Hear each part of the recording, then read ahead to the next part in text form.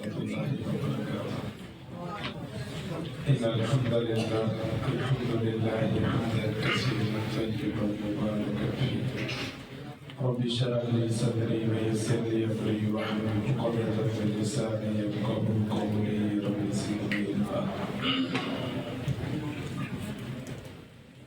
چھٹے بارے میں ابتدا کے پہلے اس بات کو بیان کیا گیا ہے کہ کسی کے اندر کوئی دینی دنیاوی کوئی عیب کمی کوتاہی سستی گناہ اگر پایا جائے تو اس کو عام لوگوں کے سامنے بیان نہ کیا جائے. لا يحب الله الجهر بالسوء من القول الا من ظلم، سوائے اس کے جس کے اوپر ظلم ہوا ہے، اور وہ بھی اپنی داستان اپنا معاملہ اس کے سامنے رکھے جہاں سے اس کو اس کے مداوع کی امید ہو. یعنی شکایت اور غیبت کے اندر یہ فرق ہے. غیبت ہر انسان کے سامنے کی جاتی ہے اور شکایت ہر انسان کے سامنے نہیں کی جاتی. اس کے سامنے کی جاتی ہے جس کے سامنے کرنے سے اسے امید ہو کہ جو میرے اوپر ظلم اور زیادتی ہوئی ہے اس کا مداوع ہو سکتا ہے. جیسے ایک صحابی رسول اللہ صلی اللہ علیہ وسلم کے پاس آئے اور آ کر کہا کہ میرا ہمسایہ مجھے تنگ کرتا ہے، پریشان کرتا ہے، تو نبی صلی اللہ علیہ وسلم نے فرمایا کہ اپنے گھر کا سامان نکال کر باہر گھر میں رکھ دو. لہذا اس نے ایسا ہی کیا. ہر آنے والا گزرتا پوچھتا کہ کیا مسئلہ ہے، آپ بتاتے اس صحابی کی یہ مسئلہ ہے، یہ مجھے پریشان کرتا ہے اور میں نے نبی صلی اللہ علیہ وسلم کو بتایا ہے اور انہوں نے مجھے یہ کہا کہ آپ اپنا سامان نکال دو. اس کو پتہ چلا، اس نے اس کی محنت بھی کی، معذرت بھی کی اور وعدہ بھی کیا کہ آج کے بعد میں تمہیں کوئی نقصان، کوئی تکلیف، کوئی پریشانی نہیں پہنچاؤں گا، آپ اپنا سامان گھر میں رکھیں. تو اگر آواز اٹھانے سے اس کا مداوع ہو جائے، جس کے اوپر ظلم ہوا ہے وہ اپنی آواز اٹھا سکتا ہے. وَكَانَ اللَّهُ سَمِيعًا عَلِيمًا، اور اللہ تعالیٰ خوب سننے والا اور جاننے والا ہے. اگر وہ اپنی آواز کو اٹھاتا ہے اس کو بھی جانتا ہے اور نہیں اٹھاتا اس کو بھی جانتا ہے. اہل کتاب کے حوالے سے اللہ تعالیٰ نے یہودیوں اور عیسائیوں کی کئی ایک باتوں کا اس بارے میں بیان کیا ہے. ان الذین یکفرون باللہ ورسولہ ویریدون ان یفرقوا بین اللہ ورسولہ ویقولون نؤمن ببعض ونکفر ببعض ویریدون ان یتخذوا بین ذلک سبیلا. بے شک وہ لوگ جو اللہ کا اور اس کے رسولوں کا انکار کرتے ہیں اور وہ چاہتے ہیں ان یفرقوا بین اللہ ورسولہ کہ وہ اللہ اور اس کے رسولوں کے درمیان تفریق کریں. وہ اللہ اور اس کے رسولوں کے درمیان تفریق کرنا چاہتے ہیں. تفریق کیا ہے؟ اللہ اور اس کے رسول کی بات میں تفریق کرنا چاہتے ہیں اور اعتدال کی راہ اختیار کرنا چاہتے ہیں. وَيَقُولُونَ نُؤْمِنُ بِبَعْضٍ وَنَكْفُرُ بِبَعْضٍ، اور وہ یہ کہتے ہیں کہ ہم کچھ باتوں کو مانیں گے اور کچھ باتوں کا انکار کریں گے. وَيُرِيدُونَ أَن يَتَّخِذُوا بَيْنَ ذَلِكَ سَبِيلًا، اور وہ اس کے درمیان والا راستہ ڈھونڈتے ہیں. ہمارے معاشرے میں بھی ایسی سوچ پائی جاتی ہے کہ وہ روشن خیالی کے نام پر، اعتدال کے نام پر اللہ اور اس کے رسول کی باتوں میں چوز والا معاملہ رکھتے ہیں. سلیکٹنگ اسٹڈی ہو، چوز ہو، ہمارے پاس اختیار ہو، ہم کچھ باتیں مانیں کچھ نہ مانیں. ہم اعتدال چاہتے ہیں، ہم اتحاد چاہتے ہیں، ہم سب کو ایک پلیٹ فارم پہ لانا چاہتے ہیں. اور اس کا طریقہ کیا ہے کہ جو بھی سب کے درمیان اگر کوئی اختلافی باتیں ان کو نکال دیں اور اتحاد والی باتیں لے لیں، کچھ چھوڑ دیں کچھ مان لیں. سلیکٹنگ جو ہے وہ ہم اپنا راستہ اختیار کریں، اور یہ یہودیوں کا کردار ہے، یہ اہل اسلام کا نہیں ہو سکتا. اَفَتُؤْمِنُونَ بِبَعْضِ الْكِتَابِ وَتَكْفُرُونَ بِبَعْضٍ، کیا تم بعض کتاب کے حصے پر ایمان لاتے ہو اور بعض کا انکار کرتے ہو؟ فَمَا جَزَاءُ مَن يَفْعَلُ ذَلِكَ مِنكُمْ إِلَّا خِزْيٌ فِي الْحَيَاةِ الدُّنْيَا، اس کے سوا اس کی سزا کیا ہو سکتی ہے کہ اللہ تعالیٰ دنیا کی زندگی میں ان کو ذلیل کر کے رکھے. وَيُرَدُّونَ إِلَىٰ أَشَدِّ الْعَذَابِ، اور قیامت کا دن ہوگا ان کو سخت ترین عذاب کی طرف دھکیلا جائے گا. لہذا کسی مسلمان کے لیے یہ جائز نہیں ہے کہ وہ اپنی مرضی سے کچھ باتوں کو مانے اور کچھ باتوں کا انکار کرے. یہ کسی کے لیے جائز نہیں ہے. ہم پیچھے پڑھ چکے ہیں یا ایھا الذین آمنوا ادخلوا فی السلم کافۃ، اسلام میں پورے کے پورے ایسا نہیں ہے کہ نماز تو پڑھتا ہے زکوٰۃ نہیں دیتا، زکوٰۃ تو دیتا ہے نماز نہیں پڑھتا، ایک کام کرتا اور ایک کام نہیں کرتا، ایسا نہیں ہو سکتا۔ اسلام میں پورے کے پورے داخل ہونا ہے اور اپنی مرضی سے نؤمن ببعض ونکفر ببعض کا معاملہ کسی کے اختیار میں نہیں ہے کہ وہ اپنی مرضی سے کچھ باتوں کو لے لے اور کچھ باتوں کا انکار کرے۔ والذی اولئک هم الکافرون حقا، اگر کوئی ایسا کرتا ہے تو ان کے کافر ہونے میں شک نہیں ہے، پکے کافر، سچے کافر ہیں۔ وَأَعْتَدْنَا لِلْكَافِرِينَ عَذَابًا مُهِينًا، اور ہم نے کافروں کے لیے بڑا ہی رسوا اور ذلیل کرنے والا ہم نے عذاب تیار کر رکھا ہے۔ وَالَّذِينَ آمَنُوا بِاللَّهِ وَرُسُولِهِ، جو ایمان والے ہیں وہ اللہ اور اس کے رسول پر جو ایمان لائے، وَلَمْ يُفَرِّقُوا بَيْنَ أَحَدٍ مِّنْهُمْ، اور ان دونوں میں کوئی تفریق نہیں کرتے، چونکہ اللہ اور اس کے رسول کی بات ایک ہے۔ مَن يُطِعِ الرَّسُولَ فَقَدْ أَطَاعَ اللَّهَ، جو رسول کی اطاعت کرتا ہے وہ اللہ کی کرتا ہے۔ اور حدیث میں بھی ہے من اطاعنی فقد اطاع اللہ ومن عصانی فقد عصى اللہ، جس نے میری بات مانی اس نے اللہ کی بات مانی، اور جس نے میری نافرمانی کی اس نے اللہ کی نافرمانی۔ تو اہل ایمان ولم یفرقوا بین احد منہم، ان میں تفریق نہیں کرتے۔ اولئک سوف یؤتیہم اجورہم، اللہ تعالیٰ ان کا بدلہ ان کو دے گا۔ وکان اللہ غفورا رحیما، اور اللہ تعالیٰ بخشنے والا اور رحم کرنے والا ہے۔ اس صورت کے اندر اللہ تعالیٰ نے اہل کتاب یہودیوں کے عقائد کو، عیسائیوں کے عقائد کو بیان کیا، اور بالخصوص یہودیوں کا جو حضرت عیسیٰ علیہ السلام کے بارے میں ہے، اور انہوں نے خود ہی یہ بات کا اقرار کیا۔ فَبِمَا نَقْضِهِمْ مِيثَاقَهُمْ، ان کے عہد کو توڑنے کی وجہ سے، وَكُفْرِهِمْ بِآيَاتِ اللَّهِ، اللہ کی آیات کا انکار کرنے کی وجہ سے، وَقَتْلِهِمُ الْأَنْبِيَاءَ بِغَيْرِ حَقٍّ، اور ناجائز انبیاء کو قتل کرنے کی وجہ سے، وَقَوْلِهِمْ قُلُوبُنَا غُلْفٌ، اور انہوں نے کہا کہ ہمارے دل جو ہے وہ پردے کے اندر ہے۔ بَطَّبَعَ اللَّهُ عَلَيْهَا بِكُفْرِهِمْ فَلَا يُؤْمِنُونَ إِلَّا قَلِيلًا، بلکہ ان کے کفر کی وجہ سے اللہ نے ان کے دلوں کے اوپر مورے لگا دی۔ یہ لعنت کے سبب ہے، اللہ تعالیٰ نے ان کو جو خنزیر اور بندر بنایا اس وجہ سے بنایا، یہ ان کی حرکتیں بیان کی گئی ہیں۔ وَبِكُفْرِهِمْ وَقَوْلِهِمْ عَلَى مَرْيَمَ بُهْتَانًا عَظِيمًا، اور انہوں نے حضرت مریم علیہ السلام پر بہت بڑا بہتان لگایا۔ وَقَوْلِهِمْ إِنَّا قَتَلْنَا الْمَسِيحَ عِيسَىٰ ابْنَ مَرْيَمَ رَسُولَ اللَّهِ، اور انہوں نے کہا کہ ہم نے حضرت عیسیٰ بن مریم کو قتل کر دیا، جو اللہ کے رسول ہیں۔ وَمَا قَتَلُوهُ وَمَا صَلَبُوهُ وَلَٰكِن شُبِّهَ لَهُمْ، اس سے بڑی بات کیا ہوتی ہے کہ وہ اقرار جرم بھی کر رہے ہیں۔ ڈٹائی کا عالم دیکھو کہ وہ کیا کہہ رہے ہیں، ہم نے حضرت عیسیٰ بن مریم کو قتل کیا، یعنی اس میں وہ اپنے لیے فخر سمجھتے ہیں کہ ہم نے عیسیٰ بن مریم جو اللہ کے رسول ہے ان کو ہم نے قتل کیا۔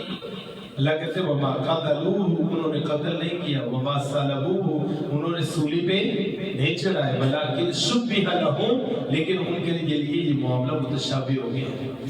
اور حدیث میں آتا ہے کہ رسول اللہ صلی اللہ علیہ وسلم نے فرمایا، حضرت عیسیٰ علیہ السلام نے اپنے حواریوں میں سے کہا کون ہے جس کو اللہ تعالیٰ میری شکل عطا فرمائے، اور ایک حواری نے کہا جی میں حاضر۔ ان کے لیے یہ مشابہ ہوگا، اللہ نے ان کی شکل اس کو دی اور انہوں نے سمجھا کہ یہ عیسیٰ ہے، اور انہوں نے اس کو جو ہے وہ سولی پہ چڑھا دیا اور وہ خوش ہے۔ اللہ کہتے ہیں بل رفعہ اللہ الیہ، بلکہ اللہ نے اس کو آسمان کی بلندی پہ اٹھا لیا۔ اب یہودی کہتے ہیں آپ نے قتل کیا، عیسائی کہتے ہیں وہ قتل ہوئے، یہودی کہتے ہیں آپ نے سولی پہ چڑھایا، عیسائی کہتے ہیں سولی پہ چڑھ گئے، اور قرآن کیا کہتا ہے وَمَا قَتَلُوهُ وَمَا صَلَبُوهُ، نہ انہوں نے قتل کیا نہ سولی پہ چڑھایا، بلکہ بل رفعہ اللہ الیہ، بلکہ اللہ نے ان کو اپنی طرف اوپر اٹھا لیا۔ حدیث بے شمار حدیث ہے، قرب قیامت آئیں گے اور دمشق کی مسجد پر آئیں گے، مشرق کی کنارے مینار پر آئیں گے، اور وقت کا امام نماز پڑھانے لگے گا اور وہ کہیں گے آئے نماز پڑھائیں، اور وہ کہیں گے نہیں آپ پڑھائیں، آپ ارشادی کریں گے، دجال کو قتل کریں گے، آپ کے دور کے اندر ہی یجوج مجوج جائے گی، پھر آپ کی دعا سے وہ ختم ہوگی، آپ صلیب کو توڑیں گے، آپ خنزیر کو قتل کریں، یہ سب احادیث موجود ہیں، اور آپ نبی کی حیثیت سے نہیں، امتی کی حیثیت سے آئے۔ لیکن عیسائی کہتے ہیں انہوں نے اپنی جان دے کر پوری عیسائیت کا کفارہ ادا کر دیا۔ حضرت عیسیٰ علیہ السلام نے اپنی جان دے کر پوری عیسائیت کا کفارہ ادا کر۔ اب ہم جو بھی کریں ہم تو سیدھے جنت میں جائیں گے، چونکہ ہمارا کفارہ تو ادا ہو چکا ہے۔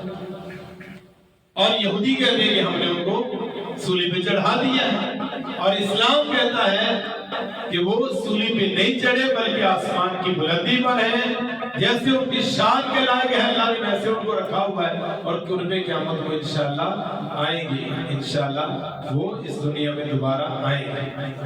یا ایھا الناس قد جاءکم رسول بالحق من ربکم، اے لوگو تمہارے پاس رسول تمہارے رب کی طرف سے سچ لے کر آ گئے ہیں، فآمنوا خیر لکم، ان پر ایمان لے آؤ، یہ تمہارے لیے بہت بہتر ہے۔ نبی کو مانو، نبی کی باتوں کو مانو، دین کو مانو، شریعت کو مانو، یہ تمہارے لیے کیا ہے؟ بہتر ہے۔ وَإِن تَكْفُرُوا فَإِنَّ لِلَّهِ مَا فِي السَّمَاوَاتِ وَالْأَرْضِ، اگر تم انکار کرو گے تو جان لو زمین و آسمان کی پوری ملکیت بادشاہت اللہ کے پاس ہے۔ کہاں جاؤ گے؟ انکار کر کے ہم جائیں گے کہاں؟ اللہ رسول کی بغاوت کر کے کہاں جائیں گے؟ کہاں بھاگ لیں؟ کوئی راستہ ہو جہاں سے ہم نکل جائیں، کوئی جگہ ہو جہاں بنا لے لیں۔ فَإِنَّ لِلَّهِ مَا فِي السَّمَاوَاتِ وَمَا فِي الْأَرْضِ، زمین و آسمان میں جو کچھ ہے اس کا مالک تو اللہ ہے، تم کہاں جاؤ گے؟ اگر مانو گے تو تمہارے لیے فائدہ ہے، اگر انکار کرو گے تو تم اللہ کی گرفت سے بھاگ نہیں سکتے۔ پھر فرمایا یا اہل کتاب لا تغلوا فی دینکم، اہل کتاب اپنے دین کے اندر غلو نہ کیا کرو۔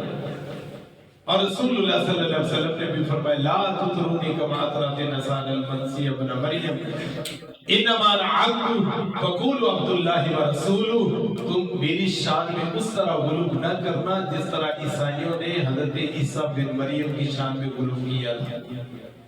ہم نے روکا انما انا عبد، میں بندہ ہوں اللہ کا، فقولوا عبد اللہ ورسولہ، مجھے تم اللہ کا بندہ اور اللہ کا رسول ہی کہنا۔ لیکن آج کا مسلمان جو ہے وہ ان کو بندہ ماننے کے لیے تیار ہے، عبدیت ماننے کے لیے، بشریت ماننے کے لیے تیار ہے، مناظرے کرتے ہیں۔ آپ بشر ہیں ہی نہیں، آپ خود کہتے ہیں فقولوا عبد اللہ، مجھے اللہ کا بندہ کہو، ورسول، مجھے اللہ کا رسول کہو، اللہ کا بندہ ہوں، اللہ کا رسول ہوں۔ قرآن بار بار کہہ رہے ہیں تبارک الذی نزل الفرقان علی عبدہ قل انما انا بشر مثلکم، لیکن ہم ماننے کے لیے تیار نہیں، کہتے نہیں۔ اور رسول اللہ صلی اللہ علیہ وسلم نے بھی منع کیا، اللہ نے بھی منع کیا لا تغلوا فی دینکم، تم نے اپنے دین کے اندر کو غلو نہیں کرنا۔ آگے فرمایا یا ایھا الذین آمنوا اوفوا بالعقود، ایمان والو جو اپنے عقد ہے، عہد و پیمان ہے، جو اپنے معاہدے ہیں، جو وعدے ہیں، قول و قرار ہیں، ان کو پورا کرو۔ اس کا تعلق بندوں کے ساتھ اور اس کو بھی واوفوا بالعہد ان العہد کان مسئولا، اور اس کا تعلق اگر اللہ سے ہے تو اس کے ساتھ، اللہ کے ساتھ تو سب سے ہمارا پہلا پکا پختہ عہد جو ہم نے عہد الست کیا ہے، عالم ارواح میں ہم نے کیا ہے، اور اللہ نے ہم سے وعدہ لیا ہے الست بربکم، بتاؤ میں تمہارا رب ہوں کہ نہیں؟ ہم سب نے کہا ہے کہ اللہ تو ہمارا رب ہے، اور اس کی یاد دہانی کے لیے اللہ نے 1,24,000 کے قریب انبیاء رسولوں کو بھیجا ہے، تاکہ انسان بھول نہ جائے، کہے نا کہ مجھے تو پتہ نہیں تھا۔ اور سب نبیوں نے سب سے پہلے آ کر اللہ کا وہ وعدہ یاد کروایا ہے لا الہ الا اللہ، اللہ کے علاوہ کوئی الہ نہیں، اور اللہ کہتے ہیں اس کو پورا کرو، اس کے بارے میں پوچھا جائے گا، اس کا پورا کرنا لازم ہے۔ اور آگے فرمایا وتعاونوا علی البر والتقوی ولا تعاونوا علی الاثم والعدوان، ایک دوسرے کا تعاون کرو لیکن نیکی اور تقوی کی بنیاد پر، ناجائز کاموں میں ایک دوسرے کی سپورٹ نہیں کرتے، جائز کاموں میں لازم ہے کہ سپورٹ کرو، ایک دوسرے کا دست و بازو بنو، ایک دوسرے کا سہارا بنو، ایک دوسرے کو قوت دینے والے بنو۔ لیکن اگر وہ گناہ کا کام ہے اپنا بھی ہو تو اس کا ساتھ نہیں دینا، یا پورے گاؤں میں قتل ہوتا ہے، دن دہاڑے قتل ہوتا ہے، درجنوں لوگ دیکھنے والے ہوتے ہیں، اور کہنے کے لیے کوئی بھی تیار نہیں کہ اس نے قتل کیا. کیوں؟ اللہ کہتے ہیں اللہ کے لیے انصاف کے لیے کھڑے ہونے والے بن جاؤ، لیکن کوئی نہیں ہوتا. سچے آدمی کو ڈھونڈنا پڑتا ہے، اور جو جھوٹا ہے اس کے ساتھ ساتھ ہوتے ہیں، اور اس کی وجہ سے پورا نظام تباہ ہوتا ہے. وَتَعَاوَنُوا عَلَى الْبِرِّ وَالتَّقْوَىٰ، نیکی اور تقوی کے کاموں میں ایک دوسرے کی سپورٹ کرنی، مدد کرنی ہے. وَلَا تَعَاوَنُوا عَلَى الْإِثْمِ وَالْعُدْوَانِ، گناہ اور زیادتی کے کاموں میں ایک دوسرے کی سپورٹ مدد نہیں کرنی. حُرِّمَتْ عَلَيْكُمُ الْمَيْتَةُ وَالدَّمُ وَلَحْمُ الْخِنزِيرِ، فرمایا کہ تمہارے اوپر مردار بھی، بہتا خون بھی اور خنزیر کا گوشت بھی حرام ہے. وَمَا أُهِلَّ لِغَيْرِ اللَّهِ بِهِ، اور جو غیر اللہ کی طرف نسبت ہو وہ بھی کیا ہے؟ حرام. نسبت غیر اللہ کی ہے تو وہ کھانا جائز نہیں ہے. اور یہاں پر فرمایا وَمَا ذُبِحَ عَلَى النُّصُبِ، جو آستانوں کے اوپر ذبح کیا جائے اس کو بھی نہیں کھانا، بھلے اس کے اوپر بسم اللہ واللہ اکبر ہی کیوں نہ پڑھا جائے، لیکن جا کر وہاں پر تقسیم ہو رہا ہے، وہاں پر بانٹا جا رہا ہے، وہاں پر ذبح کیا جا رہا ہے، وہ بھی جائز ہے. اور اس پر رسول اللہ صلی اللہ علیہ وسلم کی وہ حدیث ہے، ایک آدمی آیا اور آ کر کہا کہ اللہ کے رسول صلی اللہ علیہ وسلم، میں نے اسلام قبول کرنے سے پہلے ایک نظر مانی تھی، میں ببانا مقام پہ جا کر اونٹ ذبح کر کے وہاں پر غریبوں یتیموں مسکینوں میں بانٹوں گا، کیا میں اپنی نظر کو پورا کروں؟ اسلام لانے سے پہلے کی یہ میری نظر تھی، وہاں بستی کے میں جاؤں گا، بستی کے لوگوں کو وہاں جا کر اونٹ ذبح کر کے لوگوں کو کھلاؤں گا، کیا میں اس کو پورا کروں؟ چونکہ نظر کو پورا کرنا لازم ہے. پوچھا، آپ نے پوچھا کیا وہاں پر کوئی آستانہ تو نہیں ہے؟ کہا نہیں. وہاں پر کوئی زمانہ جاہلیت کا بت تو نہیں تھا؟ کہا نہیں. وہاں کو میلہ وغیرہ تو نہیں لگتا، ایک آٹھ اجتماع تو نہیں ہوتا لوگوں کا؟ کہا نہیں. کہا اگر نہیں جاؤ پھر وہاں جا کر اپنی نظر پوری کرو. کیا پتہ چلا اگر یہ چیزیں ہوتی تو پھر وہاں جا کر اللہ کے نام کا بھی تقسیم جائز ہے. ہم مانتے نہیں جی، ہم تو اللہ کے نام کا کرتے ہیں جی، اللہ کے نام کا کرتے ہیں. اس طریق کو کیوں کرتے ہو؟ آگے پیچھے کیوں نہیں کرتے؟ لازم ہے 11 تاریخ ہی ہوگی، لازم ہے کہ وہاں جا کر ہی ہوگا. جب اس کی نسبت ہم نے اس کی طرف کر دی ہے تو پھر وہ جائز ہے. وَمَا أُهِلَّ لِغَيْرِ اللَّهِ بِهِ وَمَا ذُبِحَ عَلَى النُّصُبِ کے زمرے کے اندر آ کر وہ ختم. آگے فرمایا اليوم اکملت لکم دینکم واتممت علیکم نعمتی ورضیت لکم الاسلام دینا. آج کے دن میں نے تمہارا دین تمہارے لیے مکمل کر دیا. دین کیا ہے؟ مکمل ہے. آپ خطبہ حجۃ الوداع دیکھیں، نبی صلی اللہ علیہ وسلم نے صحابہ کو پوچھا اللہ حل بلغ، تو میں نے دین پہنچا دیا؟ ہاں. اللہ کے رسول آپ نے پہنچانے کا حق ادا کیا. آپ نے اپنی انگلی اٹھائی، اللہ بشر، اللہ تو بھی گواہ ہو جا، جو تو نے دین دیا تو وہ میں نے آگے پہنچا دیا. چونکہ رسول کی ڈیوٹی ہوتی ہے یا ایھا الرسول بلغ ما انزل الیک من ربک، آپ کے رب کی طرف سے جو نازل ہوا ہے وہ آگے پہنچاؤ. آپ نے پہنچا دیا، صحابہ نے گواہ دے دیا، آپ نے اللہ کو بھی گواہ بنا لیا ہے، لیکن ہمارا دین ابھی نہیں پورا ہوا. ہم بھی نئی نئی باتیں کرتے رہتے، نئے نئے مسئلے آتے رہتے، نئے نئے جناب. یہ کیا ہے؟ یہ دین ساتھی نہیں تو اور کیا ہے؟ اگر اس کے اوپر ثواب کی امید ہے اور ہم سمجھتے ہیں یہ کرنا ثواب ہے اور وہ رسول اللہ صلی اللہ علیہ وسلم نے نہیں کیا تو وہ دین کا ہے. من احدث فی امرنا ما هذا ليس، جو ہمارے دین کے اندر نیا کام شامل کرتا ہے وہ پھر اللہ کی بارگاہ میں قابل قبول نہیں ہوتا. نئی نئی باتیں، نئے دین، کہاں سے دین یہ گھڑ لاتے ہیں؟ کس کو یہ اختیار ہے کہ وہ دین شادی کرے؟ وہ کر سکتا ہے. آج ہم کر رہے ہیں، یہ کرو ثواب ہے، یہ کرو نیکی ہے، یہ بھی ثواب، یہ بھی نیکی. کس نے کہا ہے؟ نہ اللہ نے کہا نہ رسول نے کہا. تو دین کا اختیار تو اللہ اور اس کے رسول کے پاس تھا، اللہ نے دیا، رسول اللہ صلی اللہ علیہ وسلم نے سمجھا دیا. اور آپ نے کہا ہر وہ عمل جو تمہیں جنت کے قریب کرنے والا تھا اور جہنم سے دور کرنے والا تھا الا وقد بین لکم، وہ میں نے تمہیں بتا دیا، کوئی نہیں چھوڑا. اور امام مالک رحمۃ اللہ علیہ فرماتے ہیں جو کوئی نئی دین کے اندر بدعت ایجاد کرتا ہے فقد زعم انه خان محمد رسول اللہ صلی اللہ علیہ وسلم فی رسالته نعوذ باللہ، وہ نبی صلی اللہ علیہ وسلم کو خائن سمجھتا ہے۔ آپ امانتدار نہیں ہیں، آپ نے خیانت کی ہے۔ جو دین کے اندر نئی بدعت کا ایجاد کر رہا ہے، بدعت کو ترویج دے رہا ہے، وہ نبی صلی اللہ علیہ وسلم کے بارے میں یہ گمان کرتا ہے کہ انہوں نے دین کی امانت کے اندر خیانت کی ہے۔ ان کو نہیں پتا تھا، ہمیں پتہ چل گیا یہ ثواب ہے، ان کو نہیں پتا تھا، ہمیں پتہ چل گیا یہ دین ہے۔ پھر دین ان کے اوپر تو نہیں آیا، دین تو ہمارے اوپر ہے۔ اس لیے اللہ کہتے ہیں کہ ہم نے دین کو مکمل کر دیا ہے، اب کسی کے پاس یہ اختیار نہیں ہے کہ وہ اپنی مرضی سے دین کی اندر کوئی جو ہے وہ کمی بیشی کرے۔ آگے فرمایا آخری آیت، یا ایھا الذین آمنوا اتقوا اللہ وابتغوا الیہ الوسیلہ، اے ایمان والو اللہ سے ڈرو اور اس کی طرف وسیلے کو تلاش کرو۔ وسیلہ کیا ہے؟